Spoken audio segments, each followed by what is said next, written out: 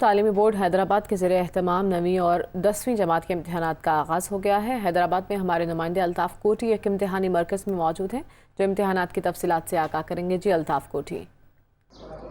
ثانوی و اعلیٰ ثانوی تعلیمی بورڈ کے زیر اہتمام سندھ کے 9 اضلاع میں اور خصوصاً حیدرآباد تعلیمی بورڈ کے زیر اہتمام 9 اضلاع جس کے اندر حیدرآباد ہے، جامشورو ہے، دادو ہے، ٹنڈومت خان ہے، سجاول ہے، ٹھٹا، بدین اور اسی طرح مٹیاری، ٹنڈومت خان اور ٹنڈولیار کے اندر امتحانات شروع ہو گئے ہیں۔ اور اس کے اندر جو مجموعی طور پر 9ویں اور 10ویں جماعت کے سالانہ امتحانات میں 1,27,655 طلبہ و طالبات، اس سے بھی زائد جو طلبہ و طالبات حصہ لے رہے ہیں، جس کے لیے 270 امتحانی مراکز بنائے گئے ہیں۔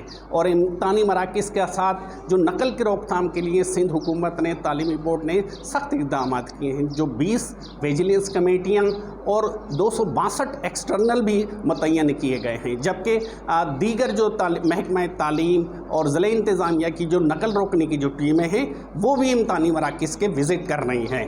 اور یہاں پر جو پیپر ہے وہ باقاعدہ شروع ہو گیا ہے۔ آج انگلش 1 کا پہلا پیپر ہے۔